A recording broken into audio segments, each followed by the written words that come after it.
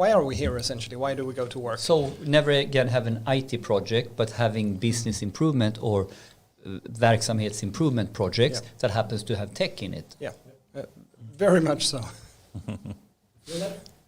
Yeah, great.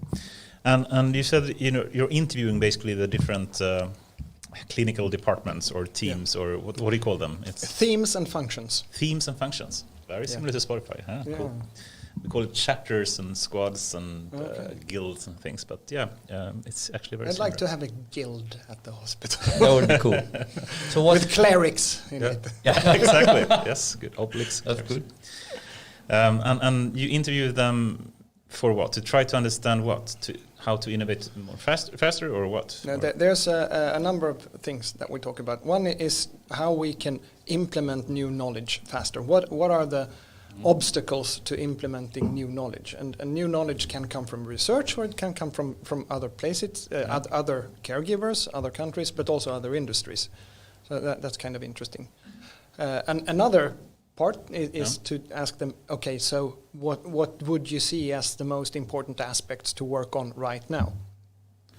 Right. For what purpose? To just make them operate in more better quality and faster, or what? So what are the big obstacles or threats that you see, as well as the big opportunities that you would want to be able to grasp? And it sounded like you are thinking a little bit about where your innovation and the way you run innovation is going, and if you're sort of tweaking it a little bit. So you're trying to now, with the interviews, calibrate.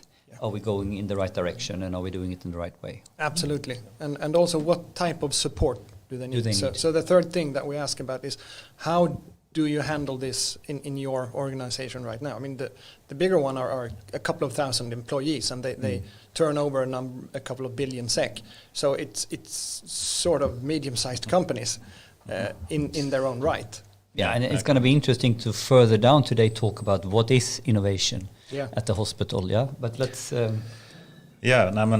think this is we're starting off with one of the hot topics directly, but before we jump onto that, and I'd love to hear more about the interviews, and how is that a good way to get like an understanding from bottom up, so to speak, in really how to innovate. I think that's something we talked a lot about before. The top down kind of innovation versus like really getting the understanding from bottom up as well. Which usually are the people that really knows how to do it properly, right? And we do both. You do both. So here's one thing that we've also done is do this work together with our innovation partner Philips, who we've worked a lot with since the procurement of equipment to New Karolinska. But you need both. You need the buy-in from the top management. Otherwise, it'll just be shining sparks flying and a little bit, and then they'll die because there's not the incentive to really implement operational. The fundamental budget, the fundamental resources to commit. The whole way is not there if you don't have the top. No, exactly. With you. And why is the bottom up so important? If I flip it, well.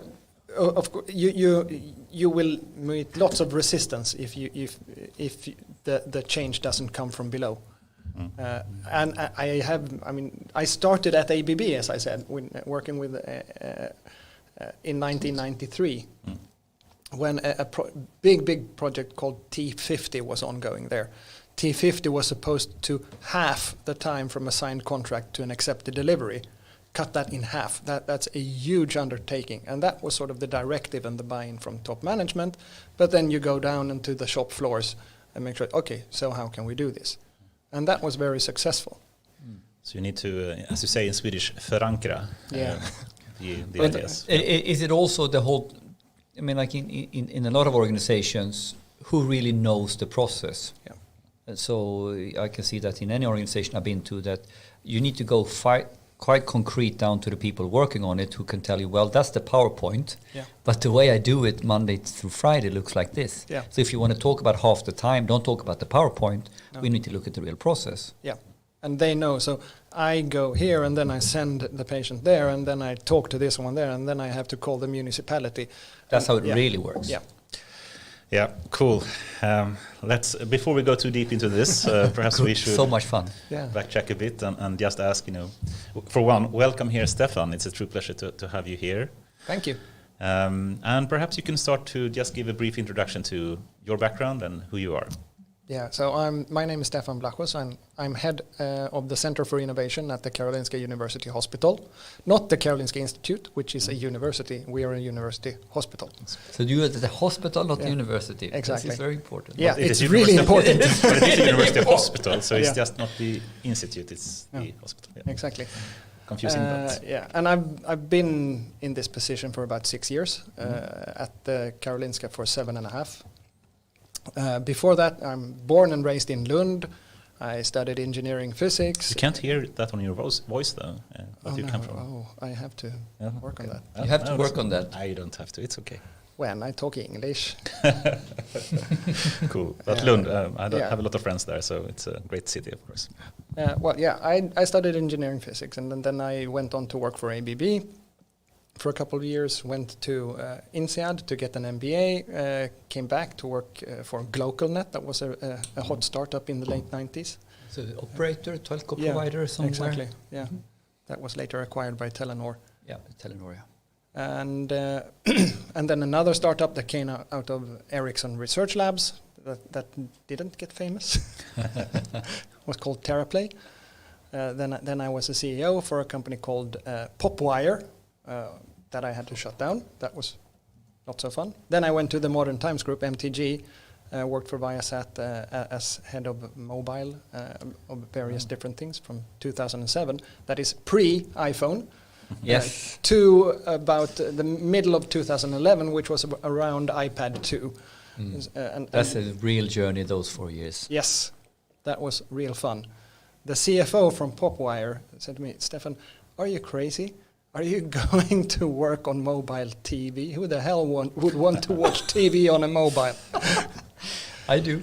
Yeah, We do it all of us. These times, of course, but at that time, That's no one early. believed that mobile phones could be, the premier device that we all have and use today, of course. Yeah, no, that was fun. Then I went on to become the CTO at the Stockholm Globe Arenas. So that's the Globe, the NX, Hovet, and then the Stockholms Arena, which was transformed into Tele2 Arena. And I left there about the time that we opened the doors to the Tele2 Arena. And then I went to Karolinska. So you had to install the systems for these arenas. Yes, Or well, else. at least procure them. Procure them, yeah. You didn't go down and no. No, I had colleagues who did. But as a CTO, you had to overarching responsibility. Well, actually, that was a bit of an interesting journey, because when the arena was prospected very much earlier on, there were no smartphones. There were no such devices that you say that, okay, the tech inside the arena is going to be, fairly standard arena So tech. it's very interesting how much has evolved. So when you plan for an arena that should be up and running for 30 years, I don't know. Crazy. Or even more. Even more, yeah. If you look at Söderstadion. Yeah. So and now there's Nya Söderstadion. Yeah. And in the middle of this tech shift, mobile first. Yeah. Very And interesting. so we had to completely redefine and worked with Cisco. We were kind of early with what then was called Cisco Stadium Vision as a concept. So really you can stream HD video to 30,000 mobile phones in that arena. That wouldn't have happened if we hadn't gone through. So what will people want to do in an arena? What can we do? So that's in a way innovation at its core, to try to understand where is this going right now. I need to think ahead for what this arena, because some of this stuff you really want to put it as part of the infrastructure of the arena. I guess it's going to be so much harder to do it afterwards. That would be almost impossible, or very expensive. Very anyway. expensive. And Very I know you're a frequent speaker as well, and been a number of events and really good at communicating even technically difficult things to talk about, and that's really impressive, I think. But if you were to just speak a bit more how you came into Karolinska, so to speak, what was the introduction there, and how did that happen? Well, it happened so that we were procuring medtech equipment to the new Karolinska, and the person responsible for that, who then recruited me, was also very much forward thinking, saying that technical development goes so fast, and we don't want to become obsolete the day we open the doors to the new hospital. So that means that we have to be sure that we can have development, technical and other development, with the winners of those procurements. Right. So we introduced the concept of a innovation collaboration as something we requested in that, and it was an item that we actually evaluated, and in different packages it was weighted more or less. But this is extremely important and interesting from an LOU perspective, Yes. not to only end up competing on price. Yeah. Because this is something that can be talked about a lot in the offentliga sektorn, how we can procure. Yes, we do a lot of that. So I've had to learn so much more about procurement since I came to this place than I ever thought I needed to do in innovation. But it's really a key on how you can collaborate and what you can and can't do with commercial parties as a public. This is even a topic in its own to understand how in a hospital we can do innovative procurement. Could we put that on the list? This is a brilliant topic. Yeah, actually it is. When as I was talking, we slightly twist or focus some of our tasks as the Center for Innovation, and one of them is collaboration with industry and how we can use procurement as a strategic tool for driving innovation. Yeah, not the blocker. No, exactly. We should always have Matthias here. It's another friend of us. He's a professor in Linköping, and he actually do research in procurement. Yeah, we need to have. This is field. A good mental note as well. Yeah, he has a lot of opinions about this. Awesome. So that is how you got introduced, at least, to Karolinska, and how did the move into Karolinska happen? It was a huge shift. So I noticed there when I started that I was really tired every day that I came home. In a similar way, since when I was working for ABB and I was in Chile for a bit more than half a year, the first 2 months there before I learned Spanish, I was also completely exhausted after work. Right. So as the brain processed Spanish. Now Latin, right? Yeah, exactly. No Latin. A current language. This lasted at Karolinska for almost 6 months. Okay. So much was so different and so much to learn. Absorb. What is this all about? Yeah. How does it work? Then, of course, I was a bit older, so I learned slower. But yeah, that was a huge shift, both in terms of language, what are the traditions. It's a place where extremely many very, very smart people work. So there is no room for sloppiness or let's cut a corner here at all. And did the Center for Innovation exist at that time? Yeah. Okay. Can you just how did that move into that? Because you didn't start there directly, or did you? No.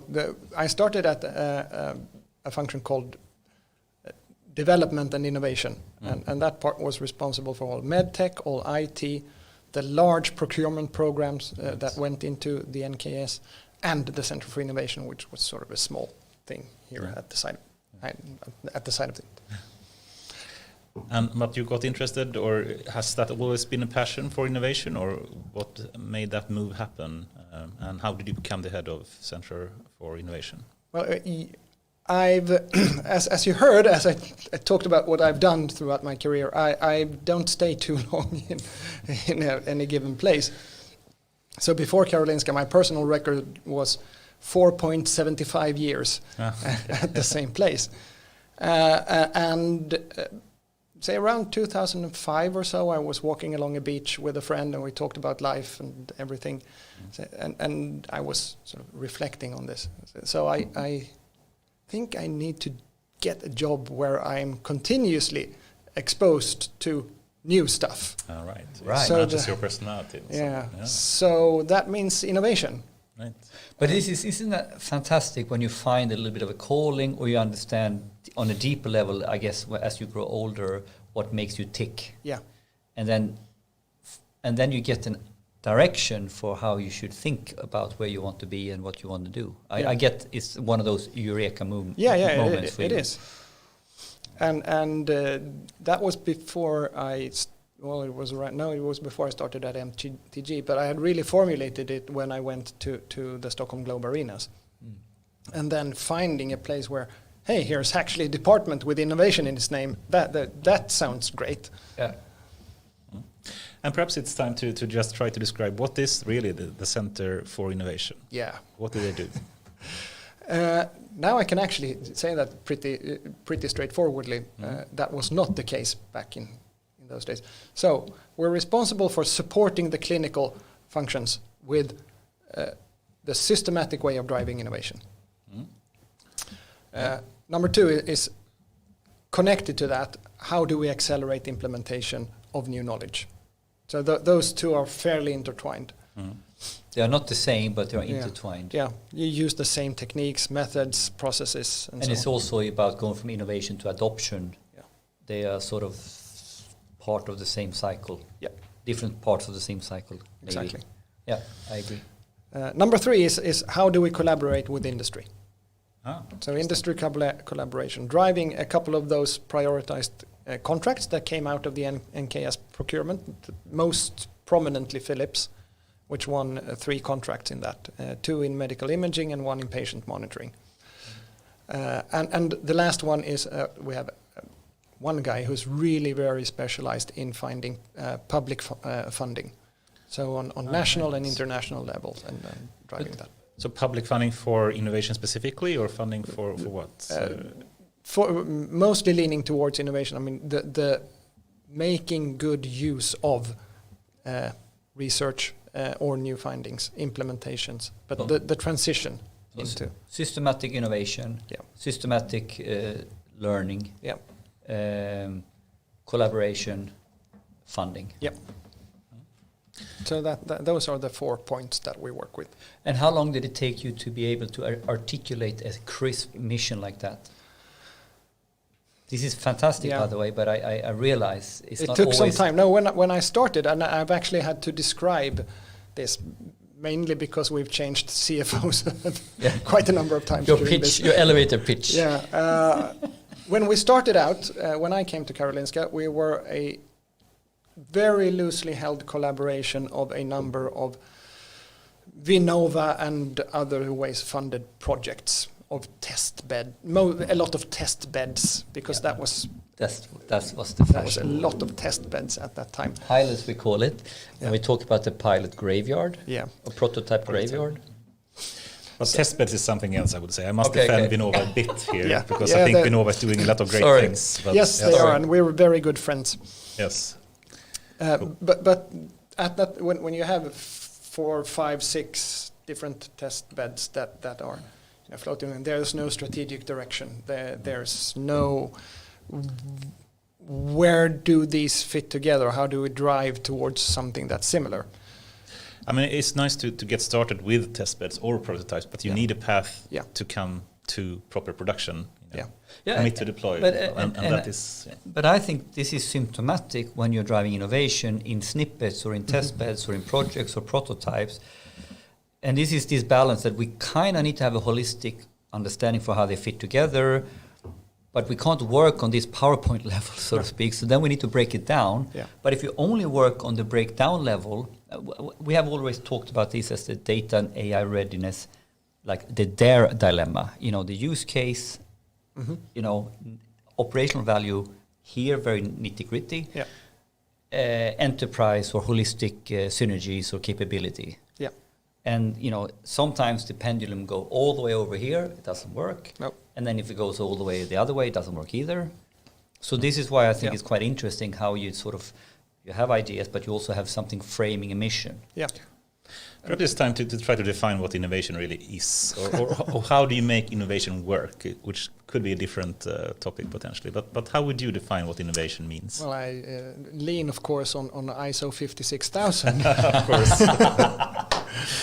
Can you lean on that? I would never want to lean on that. I can lean on Magnus Carlsson. He's a solid guy. Yeah. Okay, he's a solid guy. He's a singer. That's far. Okay, sorry. So what is it? Yes. A new or changed entity that redistributes or realizes value, as it says. Can you repeat that, please? That's nice. Yeah. A new or changed entity that realizes or redistributes value. Okay, yeah, potentially good. Entity that can, it's a new entity that redistributes value. And an entity can, of course, be a product, but it can be a process, a management system, business model, a lot of things.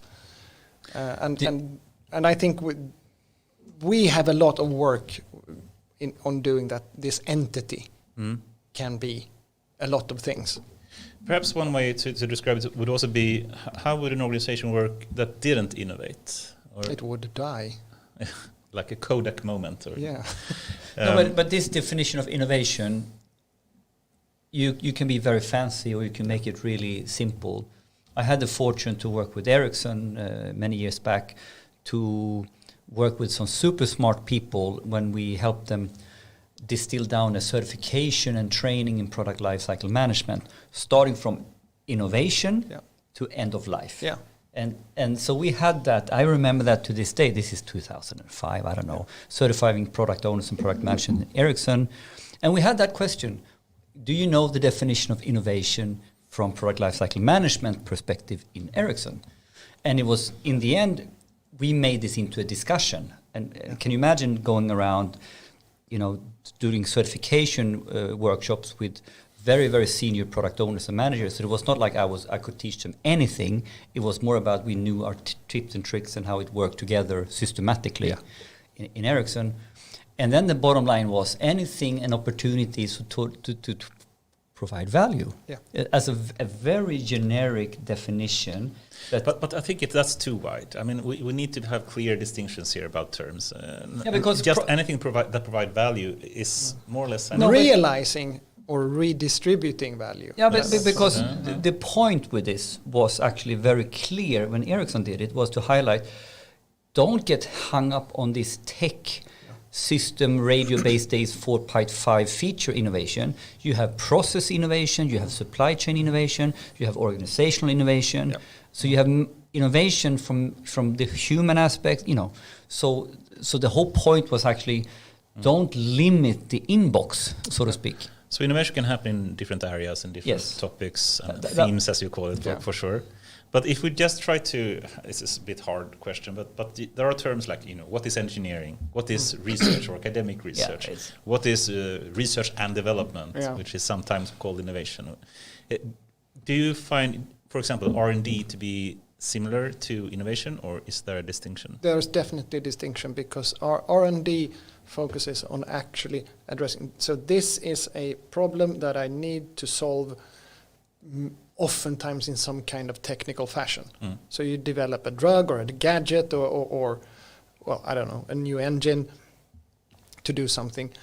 Innovation has to consider the full business model. Right. At least if you're talking about something more than incremental innovation, because that's the whole point. Shifting something, a new way to provide the value. That's when you go to, if you want to call it radical innovation or transformational innovation. And that can happen in many ways. Let's say, for example, a couple of decades ago, when you had an ulcer, we had surgeons, gastrosurgeons, who went into the stomach and cut it away. And then you sewed up, and it took lots of resources. It's a big operation. It's not very comfortable. Along comes LOSEC. Very, very radical innovation. Yeah. So instead of cutting your belly open, you take a pill. I think it connects to one of our core topics as well. First principles. Yes. But before we go to first principles, there's at least a couple of more layers to define innovation here right now, and you already did it when you said that, because let's talk about innovation, and we concluded that you can go in different directions. Another angle to talk about innovation that you alluded to now, we have some fancy hype words here. We can talk about incremental innovation. Okay, we all kind of understand what that is, right? Yeah. We are doing a little bit better of the same, right? Yeah. Make the engine go a little bit better. Yeah. And then what's been very fashionable to talk about has been the disruptive innovation. So often misunderstood. And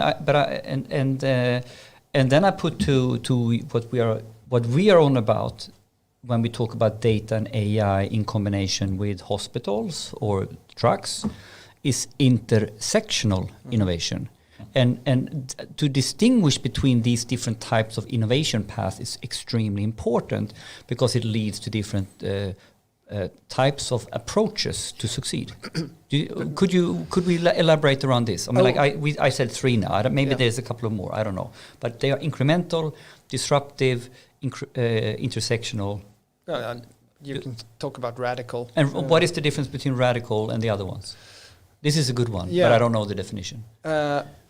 I'm not really sure how I would put it against intersectional. Maybe that's the inputs into the innovation work that you talk about. But when I look at radical, or let's say, when you talk about incremental. Yes. Okay, so we give more or less the same type of value to our existing interested parties. Yeah, and typically now, let's be super concrete. Yeah. We are in a domain. I build trucks. Yeah. And now I improve the fashion I build trucks. Yeah. It's the mechanical truck. So the disruptive part of this is that we want to do something completely different, right? So like LUSEC to me is disruptive or radical, right? Yeah. From operations, you have no value of operation. We give you a pill, right? Yeah. Now, when I talk about data and AI, it's basically here is one domain competence and here's another domain competence. Yeah. You know, it's a little bit like how you can take it in, between biology, you can mix different domains, and all of a sudden you end up with a new core domain. Yeah. So for me, the future with data and AI, we will live in a data and AI centric world. Mm-hmm. So regardless of your domain, you need to be able to do intersectional innovation with this topic. Yes. Your organization will look differently. The way you do your clinical processes will look differently. But this is quite different to disruptive innovation. Yeah. Here you're combining two things in a Venn diagram sort of thing. Here you're jumping into another circle. And that helps to provide, let's say, a radical innovation. Then where you are you are addressing an unknown need. Yes, in a completely different way, maybe to a completely new set of stakeholders. Yeah, to me this is almost closer than in the. I don't know what the definition difference is, but this sounds like disruptive to some degree. Yeah, but if you look at Clayton Christensen's definition of disruptive, they say that something that used to be really expensive now comes along and becomes so cheap that you can apply it in so many more different ways that it takes up. Or it could be really bad in many ways, but excellent in one dimension that is important to the customers, and then it grows better. So it comes sort of from below and overtakes the incumbents. Yes. By being, well, let's say computers, for example. Yeah. Initially, there's a world market for 4 computers because they're so expensive and they take up so much space. But this is a segue to first principle almost, right? Now, well, right? Also, I mean, it's very similar to, for example, what other people like Professor AIAW and others that speak about what is really disruption in terms of economy. Yeah. And they say basically that it's very easy to define for an economist. It's simply what you said, when the cost of something drastically drops, then disruption will happen. And what's the financial term that the cost? Marginal cost? No, we had it. Someone used it very casually here at the Anna Fellander. She had this when she looked as a macroeconomist. She used a macroeconomist term for this. I forget it already. I forgot it as well. You know what I mean, right? Cost. Cost benefit? No. It means the same, but she had a macroeconomist word that I learned. I already forgot it. No, but I think this question about incremental versus disruptive innovation is important, and sometimes you look down a bit on incremental innovation, which I think is dangerous as well. I mean, that is also important. Of course, you want disruptive as long as it has positive benefits, but incremental can also be useful. Yeah, I mean, you can't have it all the time. No. So literature or theory say, okay, so what's your ratio? Where should your portfolio be? Was it the 70-20-10 rule? Yeah, exactly, that one. So what's the 70-20-10 rule? Okay, so put 70% of your innovation project into incremental, 20 into somewhere in the middle, the horizon 2 things, and 10% into the radical horizon 3. Do you subscribe to that thinking?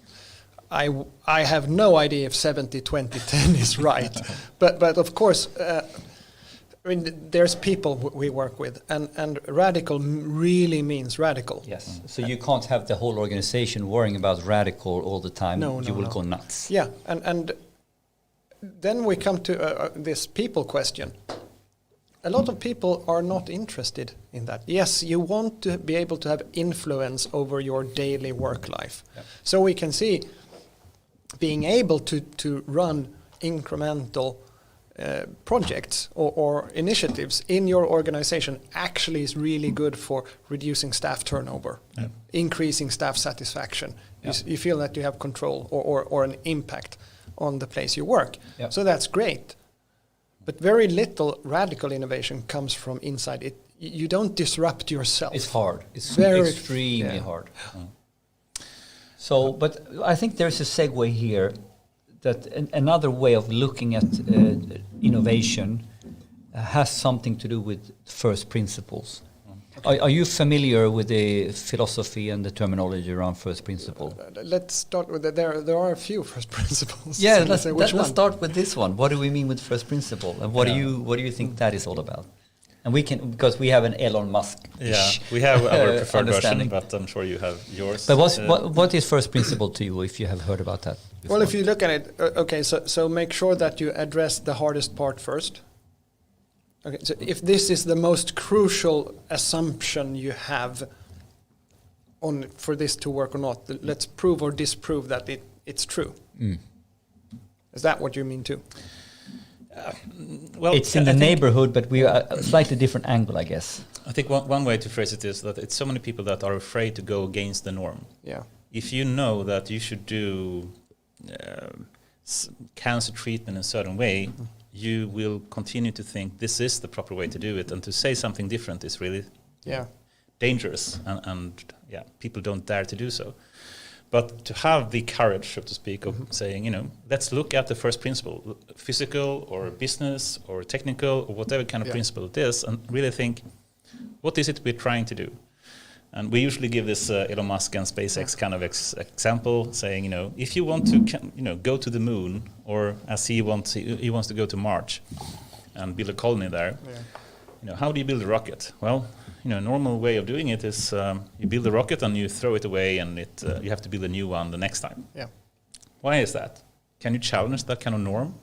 And he said, well, let's try to challenge that. I mean, you throw away hundreds of millions of dollars, for every rocket you build. Why not try to reuse them? And then, we started to explore that and said, we can actually build a reusable rocket, and suddenly we have a much more affordable and efficient way of traveling in space. Yeah.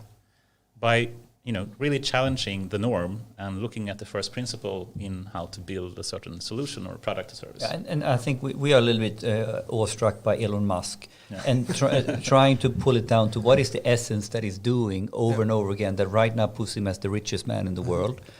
It's a fundamental aggressive view of first principle in anything he does. So when he goes into making car batteries, he basically look at the fundamental physical components of a battery, and this is costing $800, but I see the material is only costing $8.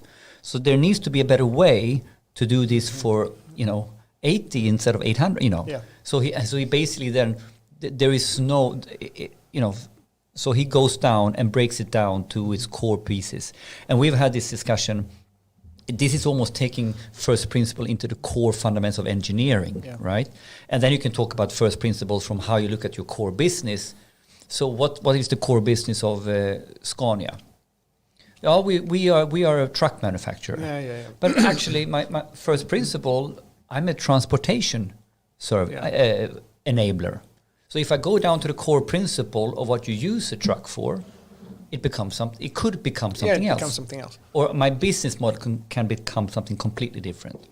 So that's fairly close to sometimes when I describe the different ways of talking about Horizon 1, 2, and 3, you say, okay, so Henry Ford said that if I'd asked my customers what they wanted, they would want to have a faster horse. No, a horse that shits less. Yeah. So and that's a genetic problem. Yeah. Okay, so how do I breed a faster horse? Exactly. And then he says, well, but there's another way to do this. I can travel faster if I use a combustion engine. So that's a mechanical problem. Yeah. And why do I want to go from A to B? Because I want to see the person that I'm going to talk to. Well, why not use a video conference then? So then that's a telecommunication problem. So that becomes completely different ways of looking at it. And ultimately, first principle is extremely powerful. If you're able to understand the core of whatever problem you're solving, you can even leapfrog completely into different industries. Yes. The job to be done. The job to be done. Yeah. Or how, and here is the point then, to travel this way costs so much. To put on Skype is zero. And if the ultimate was to meet, you could solve it in a completely different way. Exactly. And you mentioned Horizon a number of times now, Horizon 1, 2, 3. Can you just describe what you mean with that as well? Well, that's the, I think, McKinsey principle of the different horizons of it doesn't really have to do with time, but it has to do with degree of transformation. So Horizon 1, really incremental. Yeah. Okay, so keep doing what you're doing a little bit better all the time. Horizon 3, completely new way of addressing the need you have, maybe unknown to you, saying that, I need to get that horse so I can, but really what you intend to do is something different. Cool. Can I, before we end with the whole innovation, I mean, it's such an important, and it's one of my passion topics as well. So fantastic topic.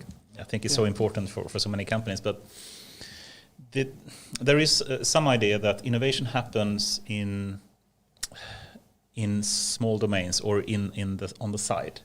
And just to explain what I mean, some companies focus a lot on let's focus on the mass market. Let's focus on how we can maximize sales for what we have today.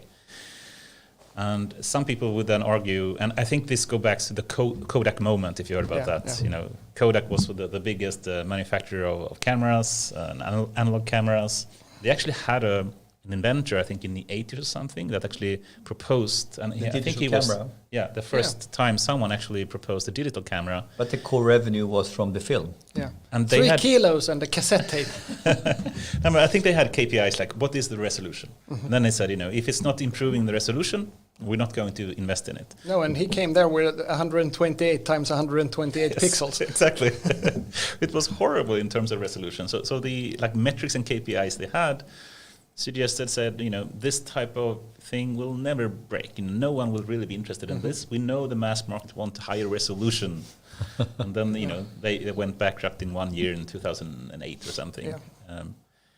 Would you agree with this, that, innovation happened on the side or in the small domains? Or Oh, that's so. I don't I don't think I can make a one size fits all answer to that. I will stick to saying that it's really hard to transform from the inside. Some organizations are really good at it. But the core challenge is basically you have to have respect for who the hell disrupts themselves. Yeah. Who does that? And from a cultural perspective, we have seen very, very few companies who started like that and who had that. I mean, I think Amazon is one of the core examples that you can touch today. Yeah. Who basically they have reinvented themselves a couple of times now, from a bookstore to a retailer to now something completely different, right? And how many more examples do we have? They have almost led the way in that and not really responded to a threat. No. So they have created, they are continuing to create. I mean, so what is impressive with Bezos is that he takes bets of his whole company that now I will do this. It's not because someone else did it, it's because he saw the opportunity. But it's balls like steel, I guess. Yeah. or just a personality type. Saying that this is... But for any normal company, I don't have so many examples.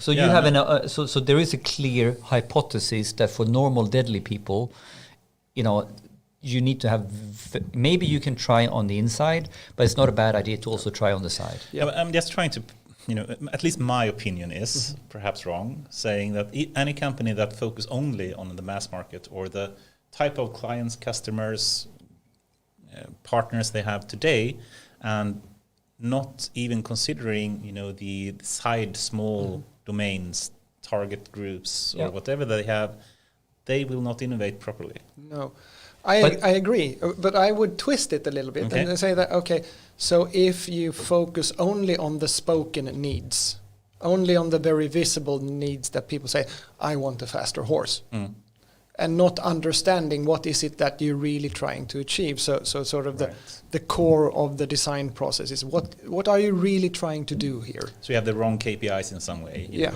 It's not really making the horse faster. You really want to move from one point to another, and that should or be I want to see you face to face. But Anders, I think you also you asked the different questions than what I answered. It's a little bit like, one part is the whole thing, like to focus on the mass and incrementally what the mass is, but you need to focus on the outliers. This is clear. But we kind of also we answered your question from an organizational point of view. Can you organize that someone is looking on the side views from the core mass market team, so to speak? So it's also it's actually two topics intertwined here. One is actually that we need to incrementally understand the mass market, so we not completely lose sight of the market, but someone needs to look at the side tracks or the small side offs. Like this is 70-20 this. But then the next layer on that question is who should do that? Can I give that question to the same person, or do I need to give it to my incubator? I don't know. This is hard. And this is really hard. And it's not a one answer, for and sure. I will it's not one answer. And I'll add a layer in the public sector to that. Yes, thank you. As a private company, of course, you can say, okay, I have my incubator here. There's something that works. Good. It seems to be growing. I can either move it into my existing business. Okay, so you stay with parent company. Or you can spin it out and still make money. You can spin it out completely. You can screw up all the way here. But we had the incubator, that was great. And then it died when I tried to put it down into the dogmatic old ways. So and sometimes it works and sometimes it will never work. No. But still, the point is that you, as shareholders, and God put man on this earth to create shareholder value, and you can make money either way. Yes. Either it works as an entity or you sell it off. But in the public world, in the public sector, that's not your KPI. We are not here to grow to be great. We are here to do things that you really don't want to do, but you have to do because you're a decent society. So healthcare is great, and the better healthcare we provide, the more time you're healthy. And that's what we want to have. We want to have health. We don't want to have ginormous amounts of healthcare. So we really want to be smaller then.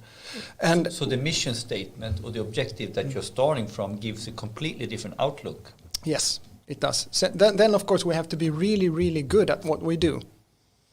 And you can become more and more specialized, which means so you're highly specialized in very narrow specialties. Means that you have to increase your area of collection where you get people from. But we can't sort of build a side incubator hospital. It's just too expensive, and you have to be able to provide healthcare. You have to be a caregiver, which means that you fulfill a hell of a lot of obligations. So what you're saying is there is a frame here, or there is boundaries or constraints. I don't know if that's the right word even. But in order to work within the public sector, you clearly need to understand the room you're in. Yeah. Because the other room doesn't really exist, No, you have to do your experimentation and find your jobs to be done sort of in your operating machine. And would you agree that would be equivalently the same problem or the same frame if I go to a municipality? Yeah. From their perspective, they need to. Are they also constrained? Yeah, well, I work. My wife works in social services. Yeah. So, for example, with violent families or people who need financial support. That's not something we want more of, but you can't take that out of the system. And have a small social security incubator somewhere, because it's all interconnected in the existing society system. But hospitals, to some degree, you can have private hospitals, right? Yes, you can. So why, so isn't that a way to do the spin-off? Not maybe for the like the public university hospital, but if you want to go down that path, well, basically you go down a private path. Or is that something completely different? That is different, and you will keep in incremental mostly. Because you're so focused on your EBIT, so to speak. Yeah, clear. And you have, I mean, the whole thing of innovation is doing something new, adding a new, creating new value, as you say. You shift your money from A to B, from old to new. That's what happens. And in healthcare, regardless if you're the private or public provider, it's still, in Sweden anyway, it's the public payer that sets the metric. We reimburse you for doing X, Y, and Z. So they live so from that reason, the private hospital has to live within the same frame and try to make money with the same. Yeah. So it's actually not really driving innovation, driving slimming innovation maybe. If you don't do things that you can bill for, then you won't get any revenue. Okay, cool. And this is such an interesting topic with what is innovation and how does it work in public sector to have as a different layer on it. Yeah, but I think we should try to move to another topic, which is actually already connected. Just 40 minutes of this. 40 minutes on this topic. Well, we said 5 to 10 minutes on interesting topics, but this is the. Well, it's one of the core themes. Come on, you are the this expert is a for. fantastic conversation. But anyway. I think we could connect actually to what we actually spoke of before we started a bit, and I guess we can mark this topic as how do you make innovation happen? And it would be fun to see, how do you really make innovation happen in Karolinska? And you mentioned something that you're currently performing, some kind of interviews, etc. And perhaps you can just say, okay, we know approximately this is, how we can define what innovation is and why it's important. But how do you do that? Can you just describe a bit, concretely? What do you do? I think I know that what we're doing now is sort of looking at the where to play of a strategy. Which areas do we feel are important to do? And we've done that in our collaboration with Philips, and now we're doing it sort of in around Karolinska. So narrowing things down into a small number of important focus areas. Then you go bottom down or bottom up. So we spoke about that, and can you just, for people to understand, what do you mean with going from top down or bottom up? Well, top down is setting, deciding really on what are a few important areas that we need to address to develop. The frame, so to speak. These are the fundamental directions, KPIs we really want to. And it could be or opportunities that we want to be able to grasp, or problems that we need to address. And how typically, could you give us an example how that could be framed from a Karolinska top brass coming as an area of innovation? One that's clearly coming out of, it's been around for quite some time, but also COVID really highlights the need Your for... Your favorite topic, COVID, by the way. Exactly. really highlights the need for us as caregiver to be able to meet patients without them coming physically to us. Okay. So let's call it location-independent care.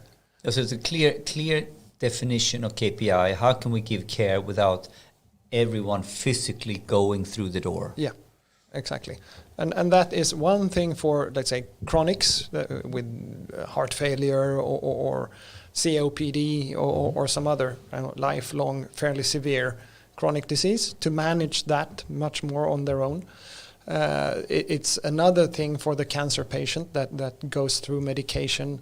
It's a third thing for an expecting mother and following up.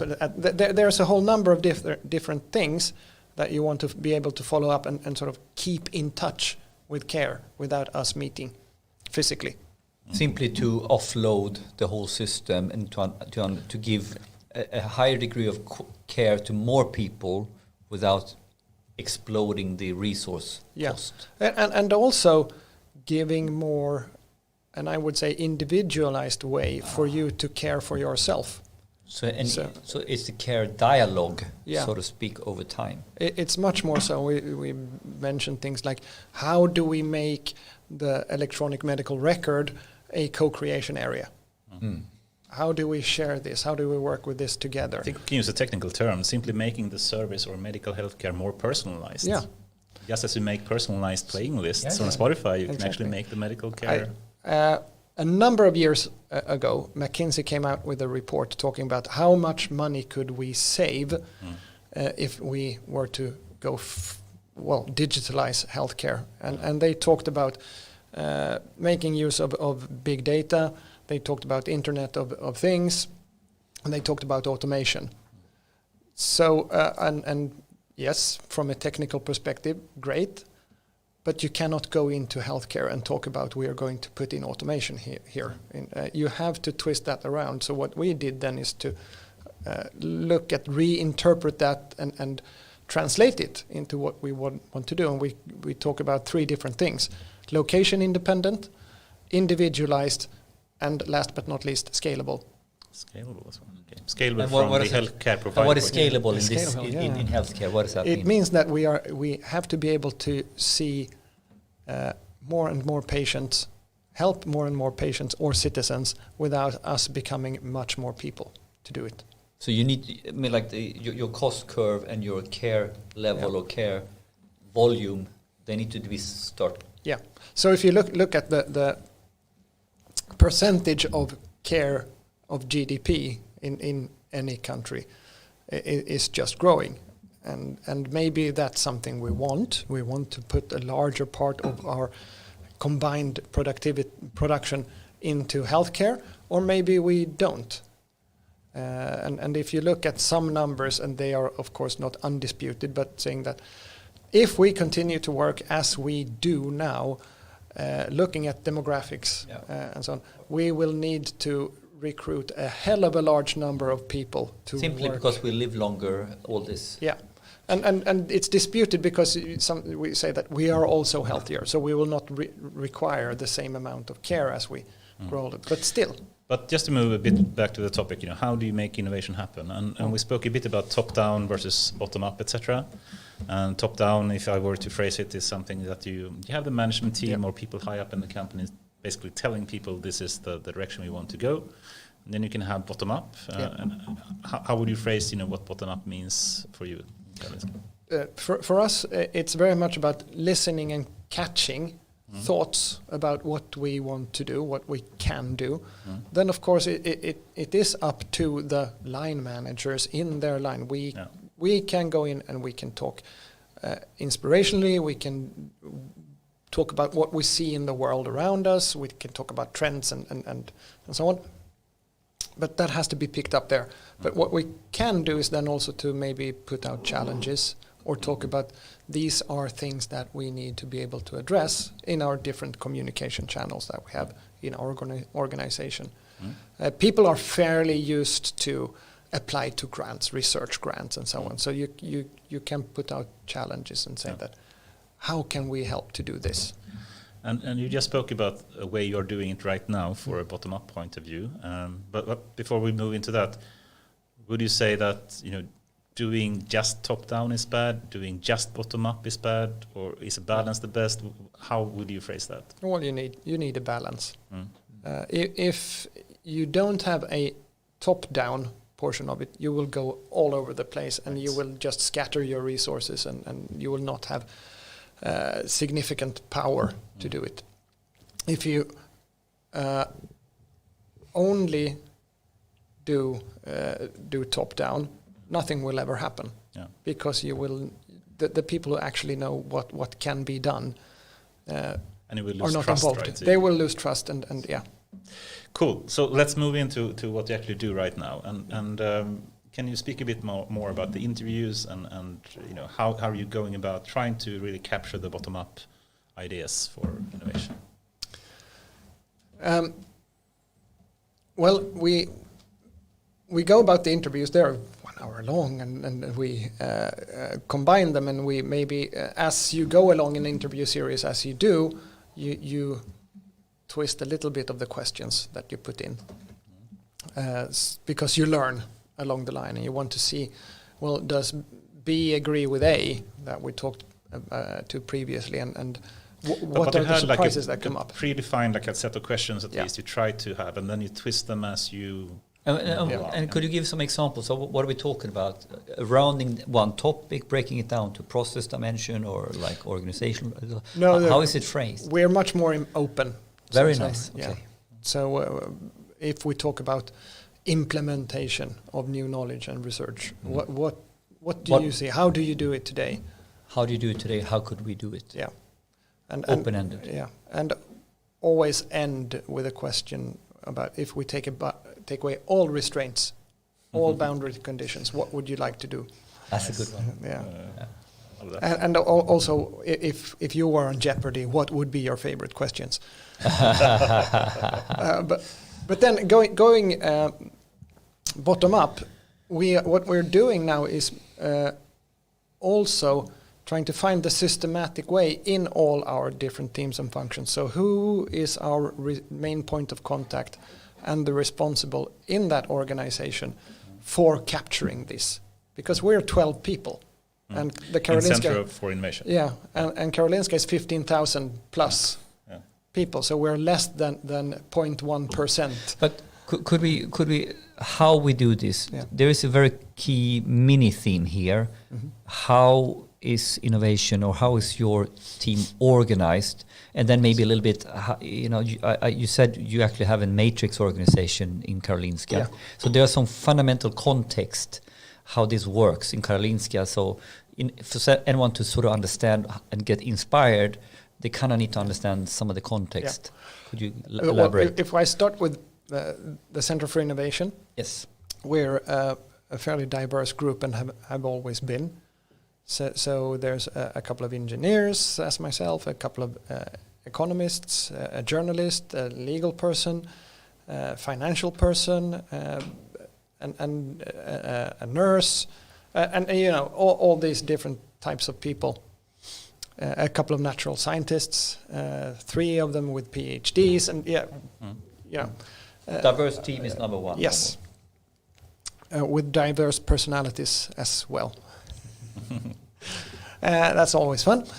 And how do we then go about this? Well, we do trainings a lot. So for the last training, you mean inside the team, or no, also for people outside? For the hospital. Giving methods and frameworks and approaches. Yes. To the 15,000, so to speak.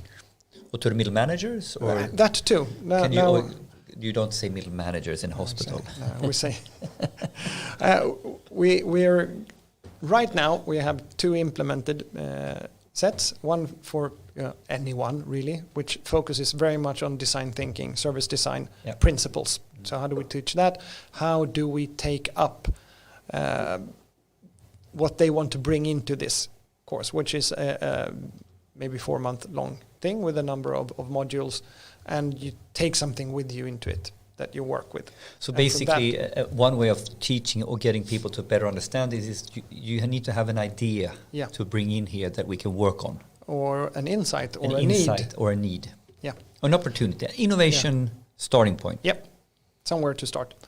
Then we also have, and we've trained about 120 people there. Then more recently we started looking at, we also need to have the managers here. So we've set in a collaboration with our leadership development team, which resides within HR, to say just innovation for leaders and managers. So you don't have to be formally a manager with staff responsibility. You can be someone who leads people in doing things. How do you lead the innovation work? And that here we're still developing the content of that. But of course you need to have the principles of the tools for innovation. Maybe you add a little bit of strategy to it. We add a little bit of legal to it. We add a little bit of how do you collaborate with industry to it. Maybe how do you find funding? We add a little bit of that to it. Because I think it's connected to, I mean, if you take other, I've been in the tech sector all my life, but we have a lot of, initiatives also in big tech companies trying to say, we really want bottom-up innovation. And we have things like hack weeks or hack days, every Friday you do that and things like that. But even if some people come up with really awesome ideas, to actually make them happen is still really hard. If you, for example, now in the interviews you are having with people in different clinical themes, come up with an awesome idea, how do you make that idea come to life? Now, we also combine these interviews with a very tight dialogue with our CFO, because this has to go into also our, let's say, investment process, budgeting and investment process.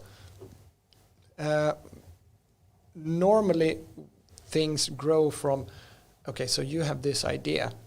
Let's see, does your boss agree? Number one.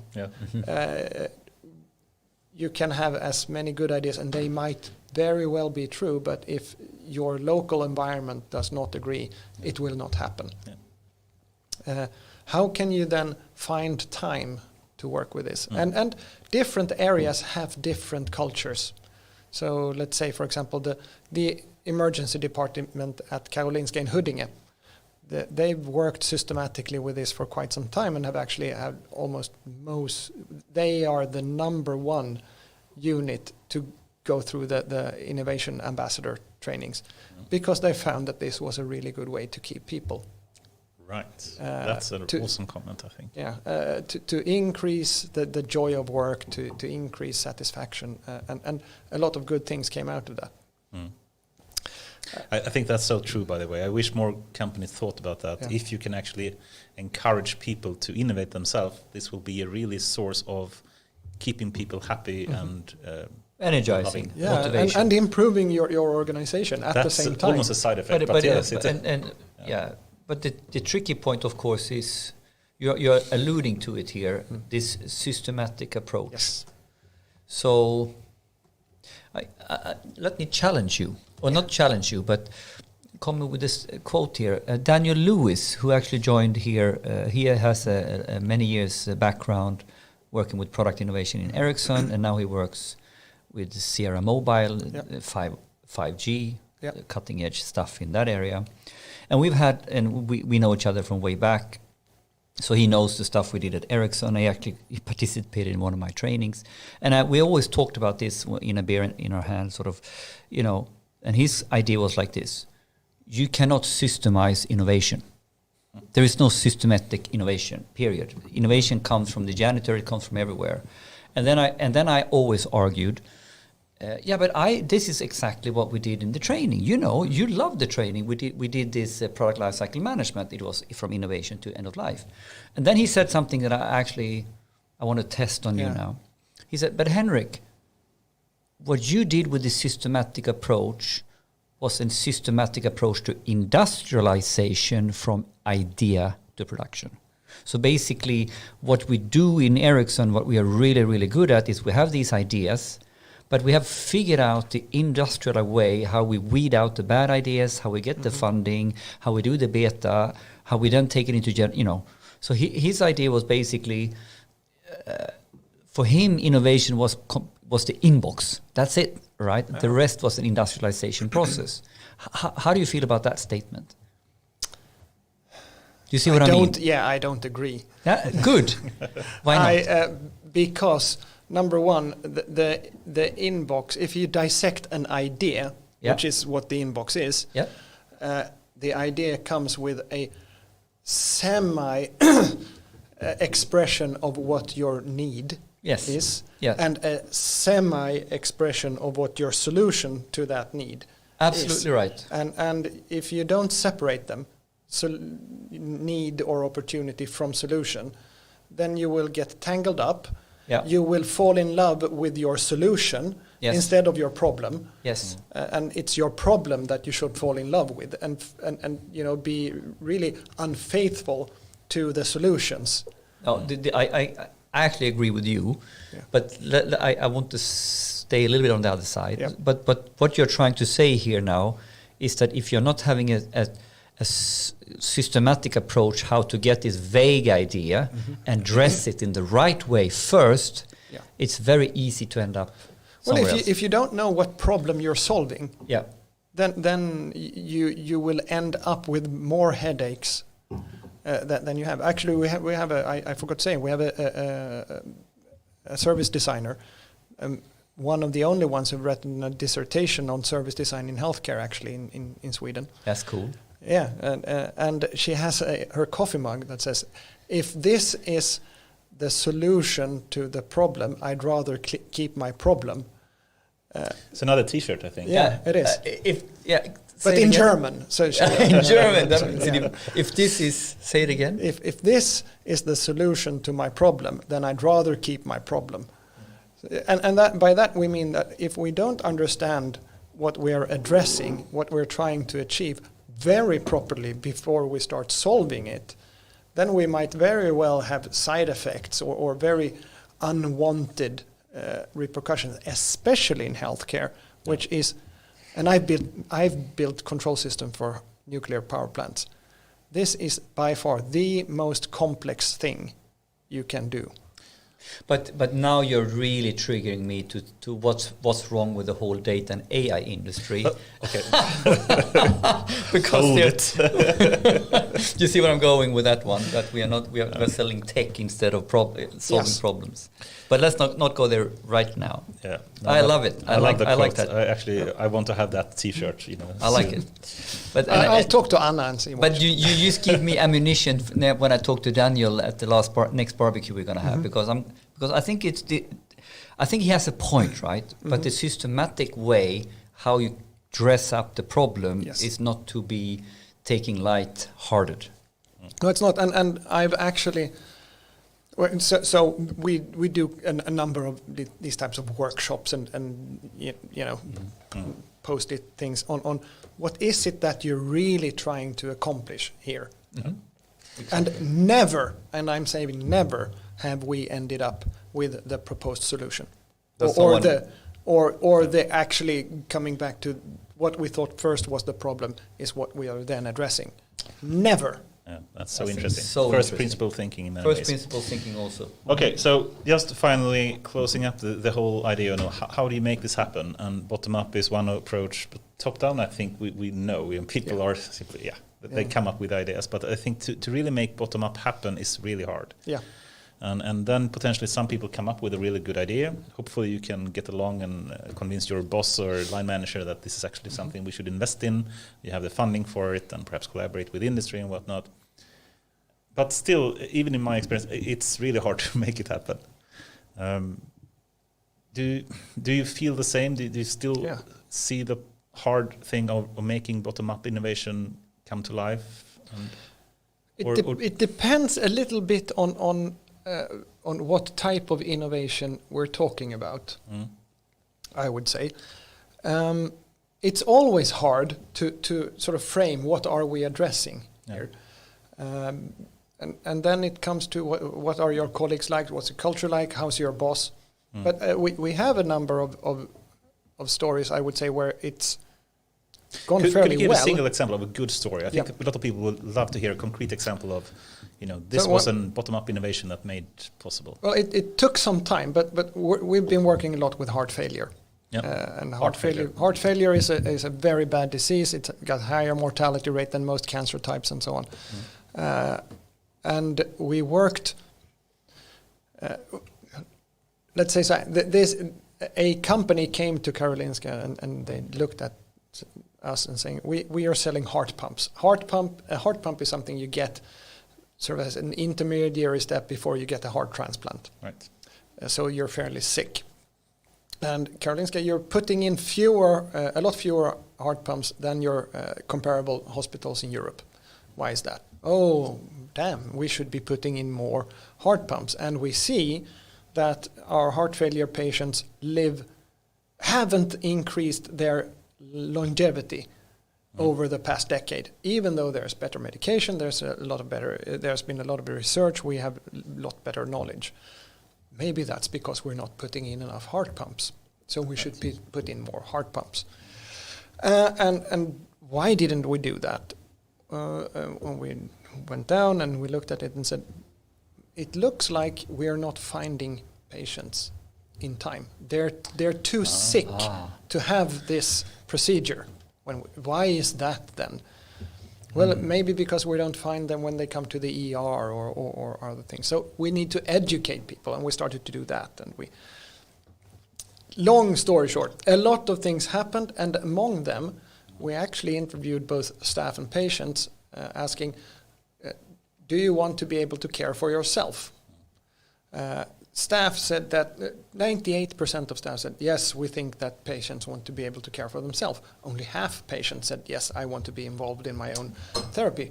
Maybe because the rest were too sick to be able to do it.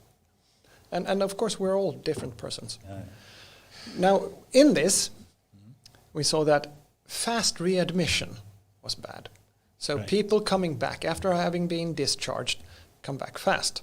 Look, the definition of fast readmission is within 30 days after discharge. So looking at that, well, look at this. Most of them actually come back within a few days or maybe within hours. Okay, why is that then? That was interesting. The measure actually hides the real problem. And we go to see that the expertise in finding heart failure patients, it takes some time to build. You don't have it in the ER. Or the patients who, because they were short of breath, got sent to the lung clinic, or maybe ear, nose, and throat. Somewhere else, they didn't know. You didn't get the right treatment. Okay, so we need to have people who find and can do the triage. Let's set up an intermediate care level. What do they do in other parts of the world? They have something in between your hospitalization and your primary care. Right. And triage for people who doesn't know what triage is. Okay, triage is sorting patients. Sorting okay, patients. So what's your how your urgent problem? do I need to fix you compared? You can wait a little bit longer. Yeah. So setting up this intermediary care level, which was open office hours, Monday through Friday.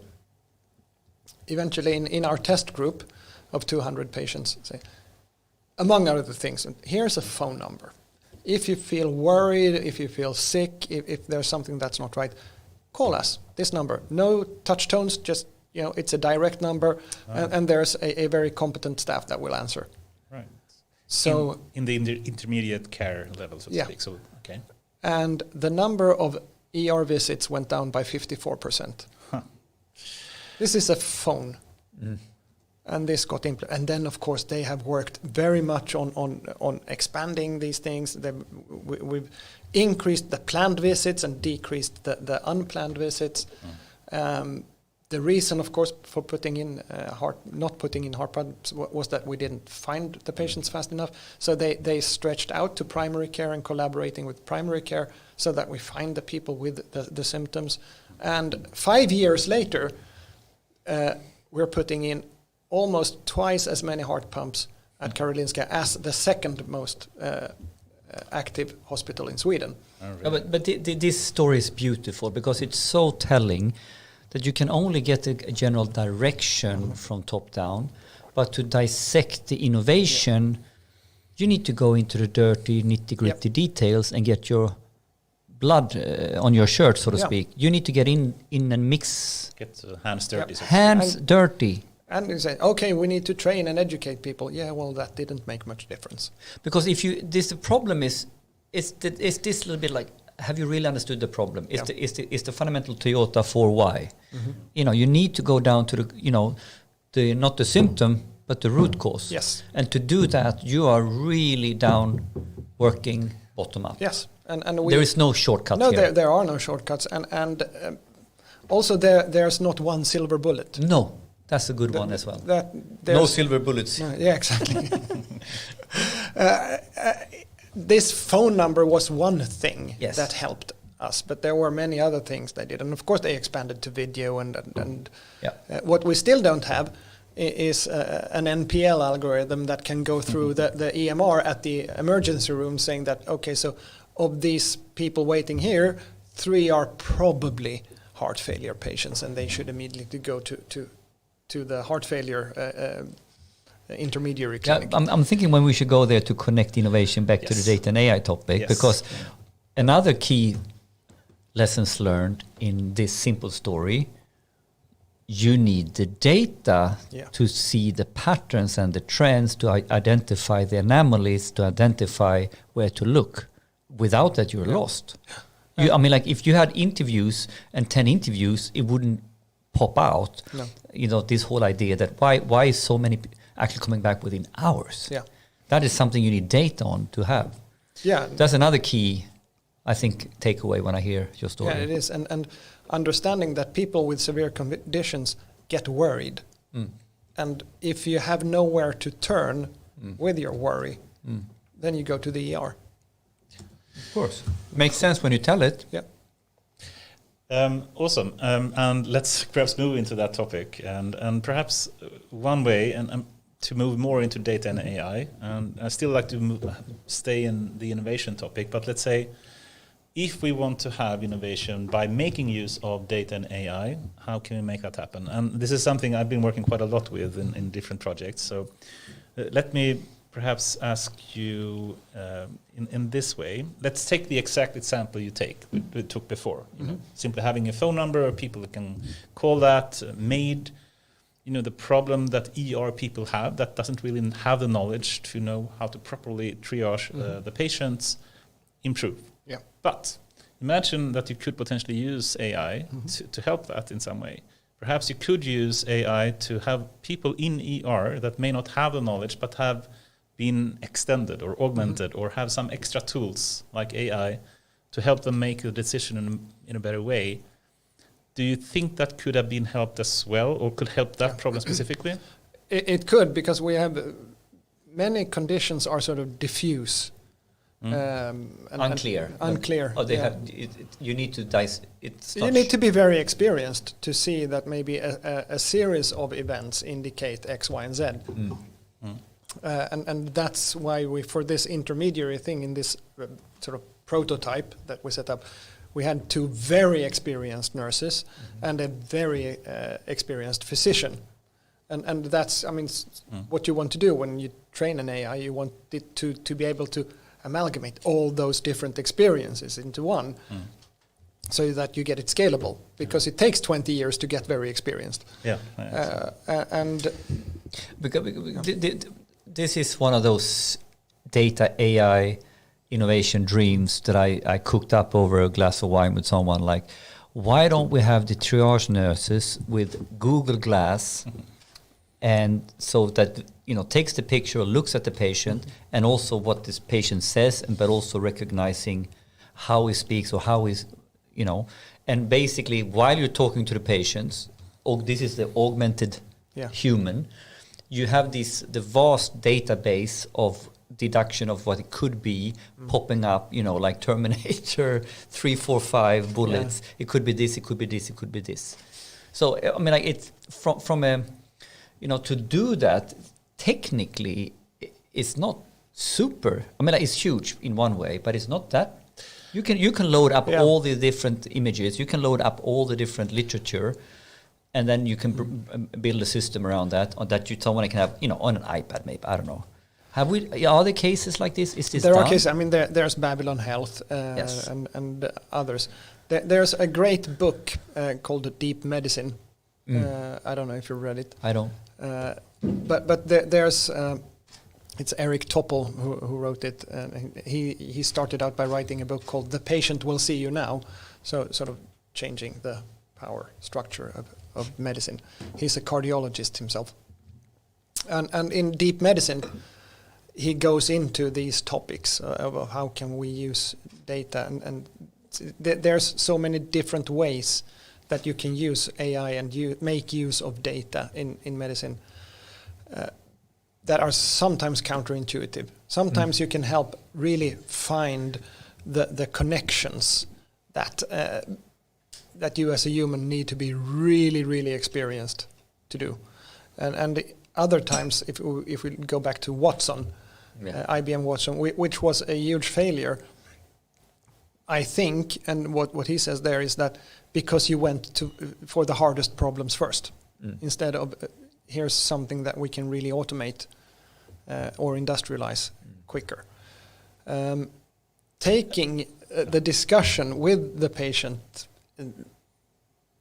with someone who is a little bit complicated, is a more complicated thing than what it seems at the first. Yes, I mean, like that's what I mean. Like you could never to have the empathy, to have the human touch, to have that experience could never be taken away. I don't think you can have a chatbot here. That's what I'm saying. Yeah. But how can you put that person in that situation in front of the patient on superpowers? And I think, again, coming back to the EMRs, what they were designed to do, and how they're built, how their data structures are set up, they're not very easily made into good data sources. That could be done, of course. And EMRs is? Electronic medical record. Electronic medical records, journal. Yes. System in svenska. Yes. And extracting data from those. And cynically, they're built. The US guys are the top guys, and they're built as financial systems rather than for clinical purposes. If you're rude, if you're no, not even rude. If you're clear, that's just what they are.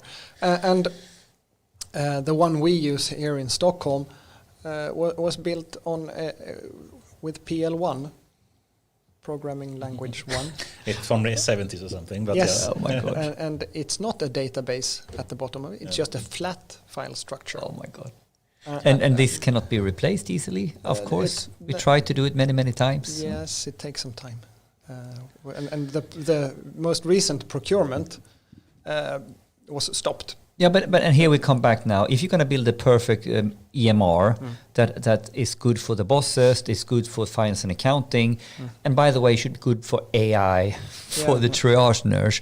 Good luck with that. No, that won't go. It won't You'll work. have to have the systems that work together on the same data type. But coming back to your question, then, what would be really useful is for some automated machine to help sift through, especially for the tough patients, the really vast amounts of data that are collected in those records. It's just a very arduous task to go through what medication is someone who has a few conditions, and go through what went in, when did it go out, when did you come here last, what were your symptoms then, and it's hard to interpret. It's also hard to interpret because it's humans writing there, and you have different writing styles. We've worked a little bit on some projects with prostate cancer people, and you have a number of different professions there, and they express themselves differently. So the oncologists describe one thing in one way, where the pathologists describe it in a completely different way. These are actually cultural differences in how you use language. Within the hospital. Yeah, within the hospital to describe the same thing. So this is actually a very interesting topic, because we actually work with the journal data and EMR records in a number of projects here, and we can certainly see how, should I phrase it like this, not horrible, but how different medical doctors are when they write journal texts. And it's really hard to interpret them, even as a human, and especially if you're not like a medical expert, of course. But even if you are, as you say, it's hard to understand medical doctors in other fields. Cool. But I'd like to, let's imagine if we just take a concrete example and just try to reason from that. And we take the ER example, as you said. We have people coming in with potential heart failure, and humans can't really, at least in ER, probably triage them properly. Now we want to build an AI solution for this. Okay, so how do you do that? Well, you need to collect some data to start with. And I hope if we try to say, what AI is in some way, it would be fun to hear if you agree. But I think we can all agree that even if AI has made, extreme progress in recent years, it's still very different what AI do well and what humans do well. Do you have a definition of that, or should I give? Go ahead. But I think you more or less said it before. AI is really good at going through vast amounts of data very quickly, and actually with rather good quality as well. But humans are good at other things, which is they have a deep background knowledge that AI systems doesn't have. They are very narrow, like the narrow kind of AI systems that we have today that only can operate in their small domain and nothing externally. And they also, humans, of course, have common sense reasoning in a way that no one is even close to be able to do with AI today. So the best solution is, of course, to have humans combined with AI and let use AI for when you need to go through a lot of data, as you said. Perhaps a large number of journal texts, for example, or whatnot, or a large number of MRI images for the heart or for the brain or whatnot. And then when you combine it, you get the best of both. But at least one problem with that is you need access to that data, and that data is super sensitive, and it has a lot of legal issues. Yes. This is at least something that we have been fighting for a long time. Yes. Have you had projects in your innovation center or Center for Innovation where you try to make use of more data and AI and are stopped basically by the legal limitations? Have you figured out how to do it? No, well, what we actually did in 2017, we got an Vinnova grant for a test bed, but then called Reality Lab, and we called ours IAID, Integrated IA Diagnosis, working with medical imaging, mostly because that's sort of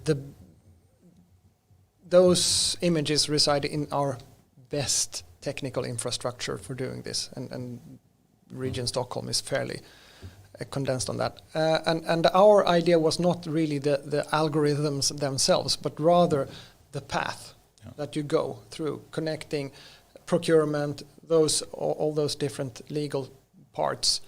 And we've come quite a way. We're not there really. We talk about things as we don't give out data. We can't do that, but we can make data usable. And can you elaborate what that means? You can't give out, meaning you can't extract and hand it out outside of the organization in some way, right? Yeah. So working on the data. That's one thing, and so you can process data. You can as long process as data. Yes. Yeah, and it has to reside in ways, and we have to have contracts that are. I would say we are a fairly good way on path to doing that. But this to help other people listening in the public sector, or this is equally a problem, but I think it's even worse in this type of cases. What are the practical things that you're doing now to stay compliant, so to speak? So we are talking now that you have one type of system, which is built for one purpose. Yeah. Okay. And now that core workflow system or imaging system doesn't have algorithmic capabilities. So we need to, if we want to do analytics on it or whatever AI on it, we need to in some way we need to take it data out of its core initial purpose into another technology, the way where we can do data massaging, data wrangling, ultimately algorithms and all that. Yeah, and you have to annotate it. And you have to annotate it to get your training data and all that. But what you're saying now, to be safe, you kind of stay within the same boundary of that department or who got the original responsibility for that data. Yeah. So you kind of then need to build the AI capability within the system owner function. I mean, concretely, someone owns that original system and you're trying to stay within that space. Yeah. Or is it the same organization? Yeah. Is that what you're talking about concretely, not to be safe, so to speak? Yeah, around that. And we have, of course, a set where we can move the data from the production systems to somewhere else. To the analytical systems. Exactly, but it's still within our domain. Yeah, and what is that? To be super concrete, what are we talking? I don't know. But is it several data centers, or is it departments within Karolinska? Can it flow from one department to another department? Oh yeah, no. This specifically is called the BFT, Bild- och Funktionstjänsten. Okay. Which is the medical imaging center, which is regionalized as a It doesn't mean between departments. It's one center. So this is one center who has a responsibility and an underlying IT and technology infrastructure to service that service. Yes. So you kind of need to stay within that organization and their data center to feel safe. Yeah. Because in this way you stay within that function's responsibility. Yeah. I think this is it sounds stupid, but I think those kind of things is really important to figure out, to crack the nuts, to be safe. I have a question now. Yeah. Could we have a 2-minute bio break? Yeah, we could. Of course. Yeah. Let's do that. Great. Perhaps you and Henrik, we can just stay on and just speak a bit. Yeah. No, I just read about this. I just read about this new, what is called, joint project between Volvo and Ericsson. Motivated by AI Sweden. About it's a physical center actually where they will innovate and share data. So I was just texting Anders if you know about this. So it's good that we are taking break actually because we can talk news. I haven't seen your message, but actually I must give some compliments to AI Sweden. I think they are connecting organizations that otherwise wouldn't work together, like Volvo and Ericsson, but also a lot of other like medical companies. So just continuing with what he was speaking about, we have a big project that AI Sweden is also coordinating and helping work with. I call it MedBert, or we call it that in MedBert. I think the MedBert is a good brand. It is good because it's using NLP and the latest type of AI techniques, which are all BERT-based kind of models. And what is BERT? Yeah, so it's one of the recent best models, transformer-based NLP models from 2018, and it's been an explosion and a revolution in what you can use AI and for. Who came up with BERT? Yeah, Google, of course. But Facebook has done a lot of amazing things, and so has Microsoft in the years afterwards, and they all based on the same type of self-attention models that they had. Transformers is all you need. We talked about this. Yes. Attention. It's actually called attention is all you need. Yeah, Transformers is all you need was a real killing the joke. Yes. Yeah. In any case, I think this is a great example of how you just said, I haven't seen your message, but how if we have more coordination in Sweden, we can have so many more companies helping each other to innovate. And one other example is this MedBert project. It's formally called Medical Language Data Lab, financed by Vinnova. And it's collaborating with Region Halland, for example, and Västra Götalands region, and Sahlgrenska University, and Public Dental Service, and a lot of these kind of big Swedish healthcare organizations. And we're working a lot, and mainly with journal texts. And this is super interesting, but also a bit frustrating field, because in many other areas, it's much easier to work with data, and you can get access to it and even extract it in a rather easy way. But luckily, I must say that there are a number of new techniques to solve this problem. So even if, for example, they can't in Karolinska extract the data and you need to process it locally, there are these kind of new techniques to use. For example, federated learning is one technique that is increasing in popularity, that allows you to train a model without having to extract the data. Exactly. So you can actually move the model instead to the place where the data exists, and then train it on a part of the data in a federated setting, and still then have... So this problem is so real, so there are several initiatives going on to try to, or techniques to figure that out. Yeah. And how to do it even with blockchain into immutable approaches. Blockchain. That's okay, sure, if you want to. But federated, bottom line, federated. We spoke a bit about the technique. You mentioned a very important technique, and I think everyone, especially in healthcare, is seeing this. But I would say also outside of healthcare, even if you go to tech industry and whatnot, they can't share data easily.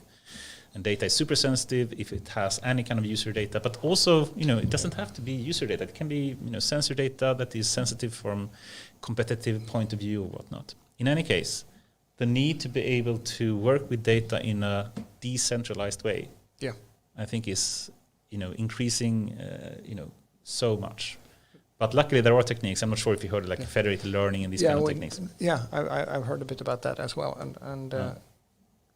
In times where that's also a way we're talking about really, really cutting edge kind of things, and at parts of our organization, we still run on Post-its and faxes. Yes. Yeah, but let's go here now a little bit about architecture and infrastructure and the fundamental problem of sharing data in a compliant way and all that. So I'm working on this very hands-on right now, and mainly with Scania, and then another client, Grundfos, and where we are starting to collaborate a lot around what is the next generation of distributed systems. So I mean, like we have talked about technology like our core applications, and now we have talked about web application or microservices. Yeah. And this type of modularized approaches moves more and more into even more data-centric or data-driven products. So if a microservice is a little bit more lighter, here we're talking about analytical processes or sharing data. And it becomes quite real that the world of data, whether you like it or not, will become decentralized or is decentralized. And Grundfos, like my background is in the energy space and now in transportation, and with Grundfos, they all have one similar topic in common, is that they start to realize they're part of an ecosystem. Yeah. So here's a water ecosystem, from a water pump all up to the sustainable city. Here is a transport ecosystem, and here's an energy ecosystem. And for those companies in those industries, this becomes mind-blowing because it shifts their whole business, first principles, right? Their business model. But when you take that lens and start looking at their legacy IT landscape, it's quite clear they never thought about it like that. It wasn't built, it was built application-centric and not data-centric. So can you relate to that? Because my view is Patrick Ekemo is a friend in DIG. I said, look, guys, you need to learn. This is federated governance. This is distributed systems. Don't try to, you need to get on that train. Yeah.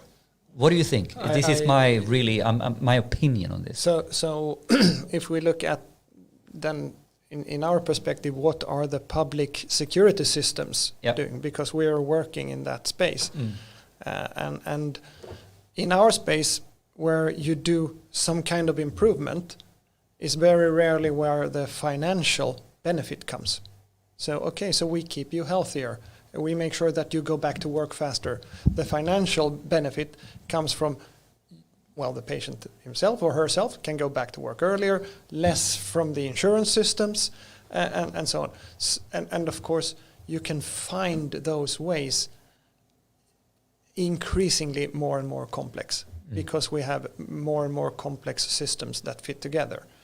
And you can find root causes to what are the risk groups for various kinds of different conditions, and you want to prevent them. And you can, the knowledge is fairly often there about what are the risk behaviors or the risk factors for a large number of diseases, but can you act on it? And where would the money then come from to act on that? So it's both federated data and federated financials. Yeah, because and this is interesting because ecosystem thinking, people don't realize that what is the value in the transaction and what is the underlying core asset is now potentially separated. Yeah. In energy is the good example. Like I flip electrons back and forth, right? And the spot price means that it's a commodity, so you make no margin on energy. But if my energy bill is more about, and the volume is what it is. Yeah. But I'm rather interested in investing in an energy company who helps me lower the fundamental bill. I don't mind on the cent on the volume, on the spot price. I worry about my whole volume. Yeah. So here we have a disconnect for what the actual physical service is all about and what the monetary value is all about. Yes. Very concrete, right? And I think that's everywhere. Yeah, well, we have that as well in so many different conditions. Not least, I think would be in the chronic conditions. Yes. On your health levels goes up and down, and can you find what is actually implicating or affecting that? That's so many things, depending on your condition. It could be how and when do you take your medication? How much have you slept? What have you eaten? How much have you moved? all those different things affect how you're actually feeling, and how do you know what you have done then? How do you find out the data, underlying data for what you have done that affects your well-being?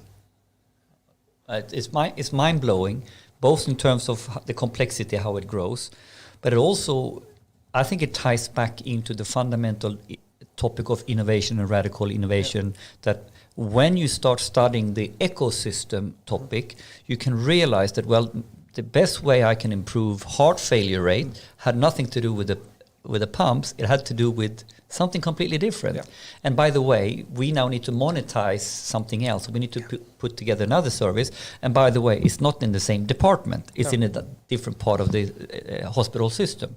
We've worked a bit on a project with young adults with cancer.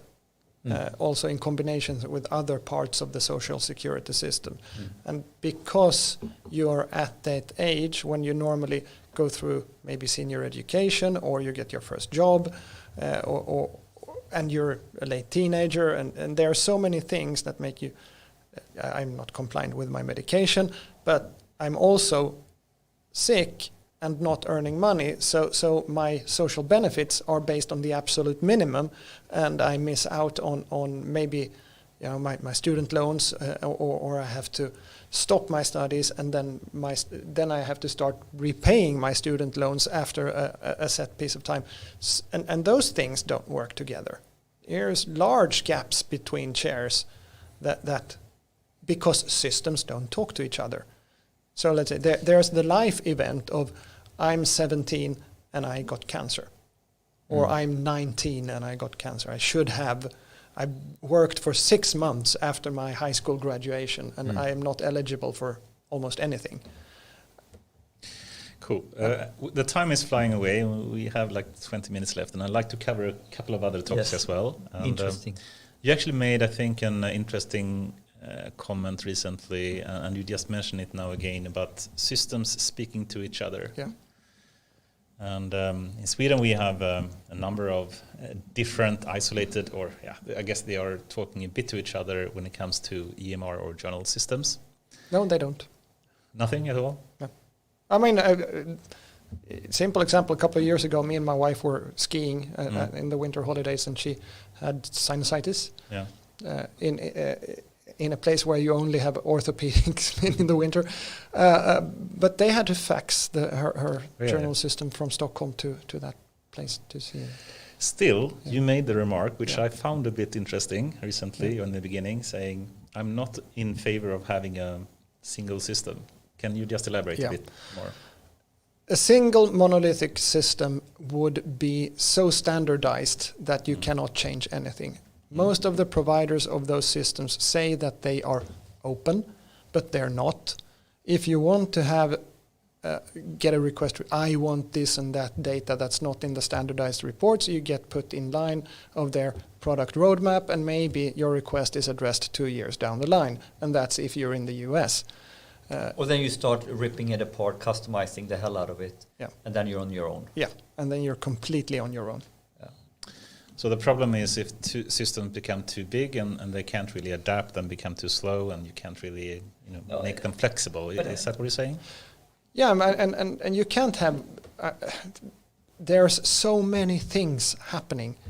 I mean, we have a fairly large number of systems just to handle our patients within our hospital. It's not the electronic medical records that help you plan your operations. There's a different system. And I can't stress more, thank you God, that someone understands this on a senior level, that of course if you build a system to be good, to be a financial records system, it is following a process of your business controller. Yeah. That is not the same process as for the surgeon who needs to have the data for its purpose. And so it would also entail that the guys that builds these all-encompassing monolithic systems, they should have all the different department professions of a whole hospital inside their coding domain expertise in order to understand their processes. And agreeing. Yeah. So now we are saying, okay, you have some core systems. I give you that, and you have this. But what we are really talking about is a new world with modules or distributed systems fit for purpose. But what I think is missing now, because you can then go out and do this a bit, you can screw this journey up also. Applications say, small applications that doesn't talk to each other. You can do that. And of course, the underlying data needs to be both stable and secure. And the standards, we come to standards in medicine, are hard. There's a number of standards, FHIR and SNOMED and so on. But when we say blood pressure, for example, that's not a singly understandable and very well defined entity. No. It's where did you take it? Was the patient stressed or calm? And so on. And we talk about oxygenization. Where did you take it? What was the circumstances and so on? So and all these things is something that worry the medical professions. Of course, we need to know what it is we're looking at. So how do you solve this? I mean, if we close this topic, but the monolith is bad. Completely isolated silos is bad. Yeah. What is the path? I think what our IT guys who looked at that, they're looking at the 3 or 4 layered approach with sort of the system of records at the bottom where you... The Gartner pace layering approach. Yeah, exactly, I think. And then you have various different... system of differentiation, system of innovation. And so on. And they have to be plugged in. And you have to remember that our world is a fairly regulated one, which means that barriers to entry are really high. And that means that the providers of different types of systems, they usually cut very deep into that model in a narrow space, which is not what we want. And here caregivers are also different. We as a large university hospital, we can say that we want to have this layered approach. A smaller caregiver or health system in the global market may very well want to say that this is really good. We are specialized in prostate cancer. So we have a prostate case. We have a prostate cancer approach, and we gladly take this monolith for one purpose. For one purpose. But we have, 450 types of diagnosis. I mean, I guess we can summarize it as, people or systems or people that can communicate is a bad thing. I think it applies equally well to people as for machines, right? Yep, that's so. Okay, this is the after work. We need to talk. We are looked at the pace layering, and we are leaving it in Scania. Yeah. Still, I think the medical industry or sector has a lot to learn from tech industry as well. That has been working with these kind of problems for a long time, and of course have different conditions and regulation needs and whatnot. But still, I think there is a lot of, if we start to collaborate more between the sectors, I think potentially we can find novel and innovative ways forward. Hopefully. Very much so. Cool. Okay, so now I'm trying to reduce to what we have time to discuss in the coming 10 minutes or so. And I actually would like to give you a choice. So I'm going to list a couple of topics here, and you can choose what you want to speak a bit more about. One would be like explainability, the ability for AI system to not only make a prediction, but also explain why, and the need, especially in medical care, for that. Now it could be more in the recent kind of medical AI breakthroughs like AlphaFold 2 and be able to do protein folding and the importance of that and how big revolution and use that really is. I guess another could be one of your favorite topic, the pandemic. Kidding a bit. But we've seen, for example, I recently watched a video from Moderna, one of the vaccine providers. Yeah. And they spoke about how they used AI to actually at least use AI in the reviewing process when they do sequence genomes and whatnot. Yeah. That could also be interesting and see basically what AI can help with the pandemic and what do you think the economical or societal effects will be of the pandemic when it comes to AI. I think I stop there. Yeah. Any pick your favorites. Yeah. I'd like to go with the first one then, the explainability, because what we've talked a lot about here today is machine working together with man. Yes. And especially in our field, being able to explain why you propose a certain medication, for example, or a certain treatment is key. And if we are going to build trust, again, between man and machine, or person and machine, then you have to be able to backtrack and say, so how did you come up with this suggestion? What made you go through those different points? And that's not really different from what a conversation could look like between person and person, as it is today. Exactly. And let me just challenge you a bit here. And there are different views of this. You know, how do you build explainability in AI systems? Yeah. We actually in Peltoran has a PhD student looking in specifically into this, and how there is so much progress in this field, and I think it's so dearly needed. But one problem, I would say, with the way people speak about this is they say, if a human or a medical doctor says, this is cancer or not cancer, and then you have an AI system saying, this is cancer or not cancer, you, I would argue, put higher standards on the AI system to explain why. And what they usually say for AI systems is, we need to see how the model works. We need to have introspection into the model and understand the parameters, or given, introspective kind of motivation for why the model came up with this prediction.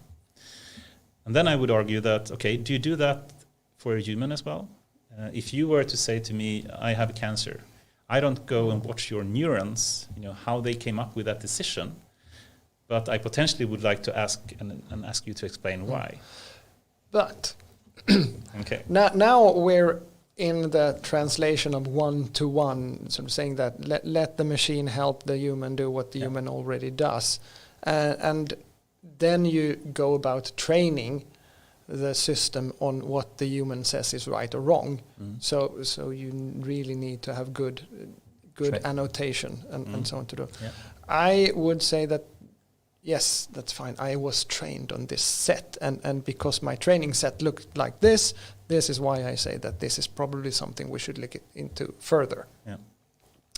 And when it comes to imaging, of course, you can you don't really have to do it on the images, but you can really do it on the raw data, which is not interpretable by a human eye.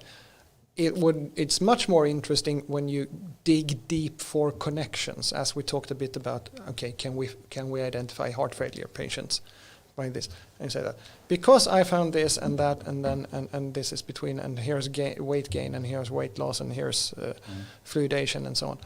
That's why I think this is a heart failure. This is more reasoning topics. Yeah, rather than saying this collection of interpretation of sensors from. But here we're talking about explainability on two quite different data problems in a way, right? Because this is the sort of image recognition of cancer. Yes. Okay, training a model, annotating a model, and like this.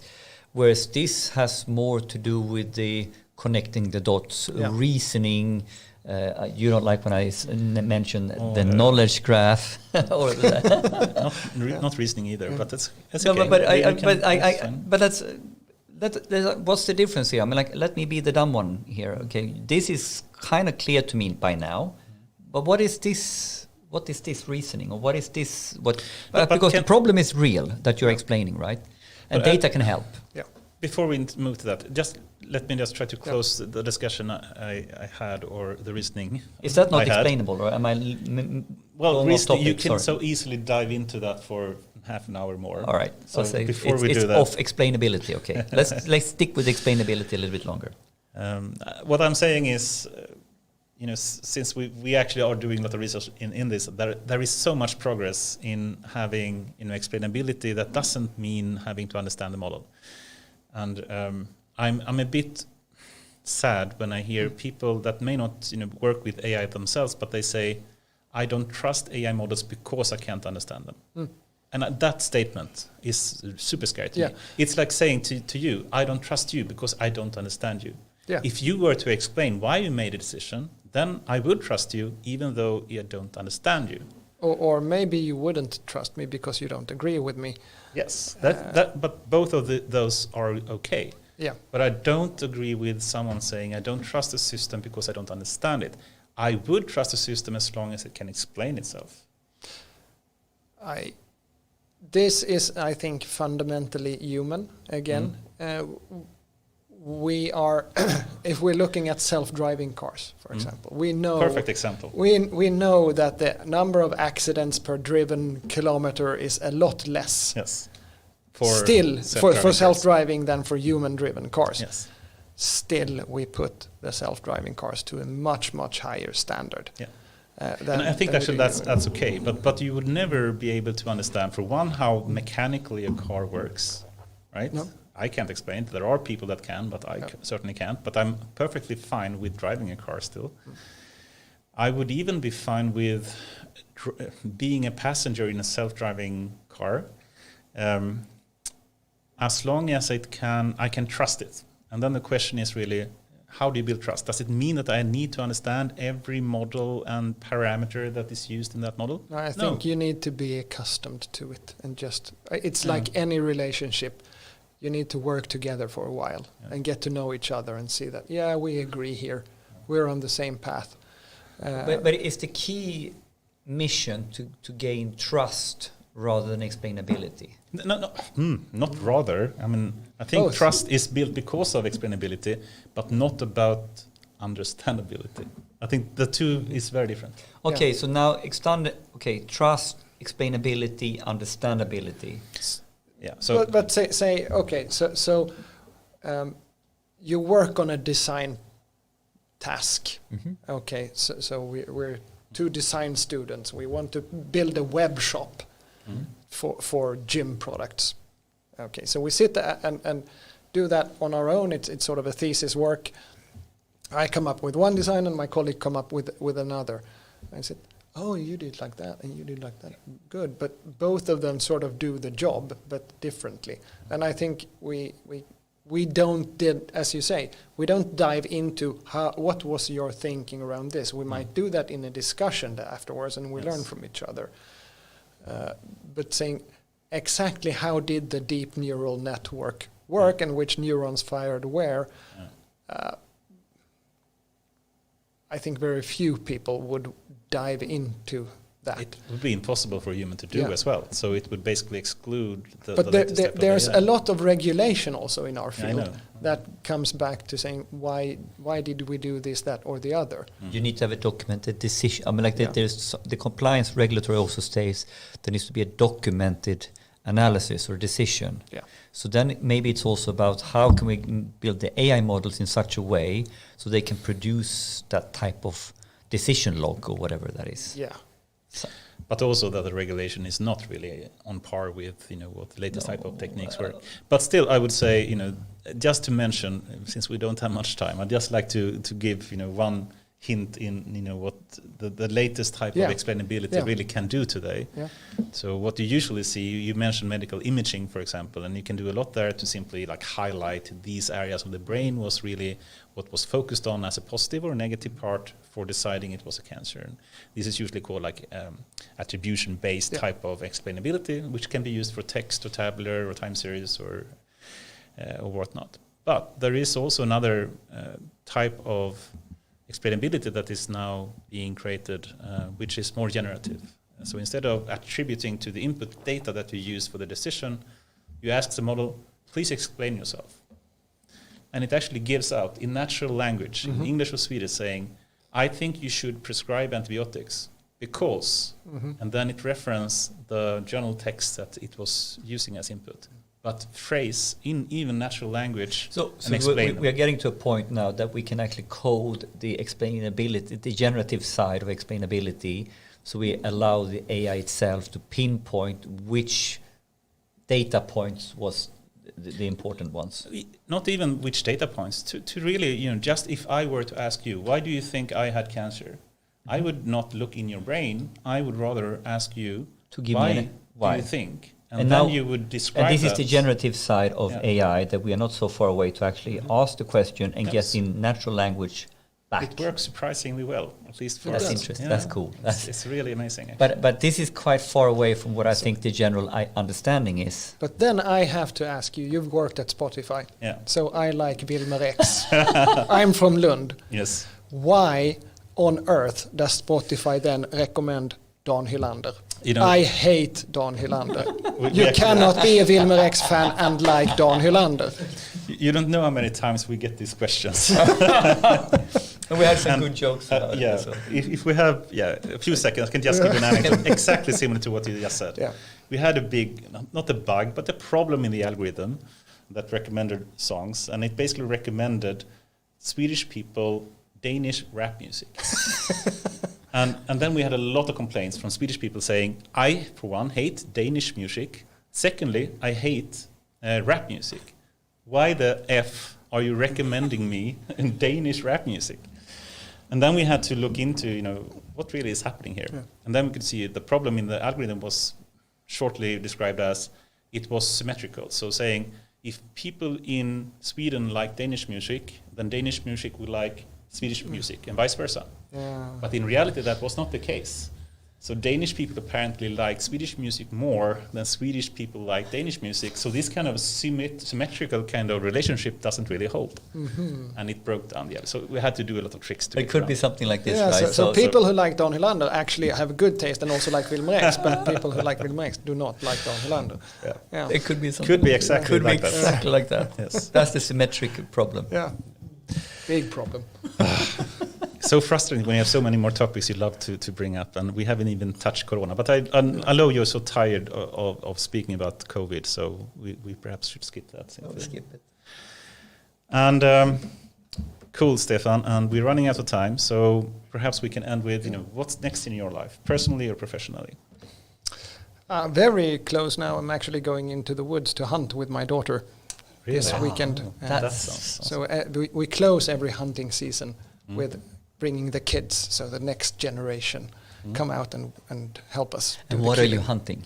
Everything on 4 legs. Everything on 4 legs. Okay, not on 2 legs. That's glad to hear. So yeah, well, Not birds, or less birds and more. There's moose, there's wild boar, there's different kinds of deer. And where's your hunting grounds? Where do you go? Is it outside of Strängnäs? Strängnäs. Super nice. Yeah, it's going to be cold this weekend, so we'll see what they can take. Yeah, winter style. And professionally, of course, it's starting to act on all those interviews that we talked about. What can we distill down and actually? And and the plan is then to have the new direction set up or something. Yeah. And revolve around many of those things. Yeah. So interesting. I wish you can share and make that public in some way, because I think so many people could learn. Even to see how you done it is inspirational for other people to find an idea of how they could do it. Yeah, we have a fairly active LinkedIn presence and some very active colleagues. I need to follow that one. Yeah, Erika Nydahl. Erika Nydahl in LinkedIn. Yeah. She's actually texted in the chat area. Yeah. Cool. Perhaps we have a follow-up discussion at some point, seeing that, because I think it's so important topic with innovation, and if we can just learn from each other and follow good examples like yours, I think we can all improve so much. And I would actually want to talk about collaboration around distributed systems, because I see it so clearly, and hint, there's different ways to build the system so they are working better together. Mm-hmm. So one thing is to build a system, it's another thing to build a system that seamlessly understands and shares data with each other. And when we look at location independent care, that very much come into play. Especially if we, there's implications on that. Of course, I can talk about that forever. Yeah. About how you can make care more equally available throughout our country, for example, where we become more and more specialized. Oh. So cool, good Stefan. topics. So good topics. Anyone, Stefan, that you would recommend to come on this show? Someone you think we can interrogate in similar ways as yourself? I think you should talk to Kalle Åström. I recognize that name. He is a professor of mathematics in Lund. We've been friends since we were 12. And really an authority on computer vision. Awesome. Kalle Åström. We will put that on the list. That's a great name. Awesome, Stefan. As usual, far too much to speak about and far too little time to make use of that. But I thank you very much for this time. Thank you, and thank you for inviting me. Yeah, thanks for being here, and what inspirational angles we got on this topic of innovation. Very much so. And thank you. I've learned a lot as well. Yeah, cool. Great to hear. Thanks. Cool. Thanks. Thank you. Take Have care. a great day.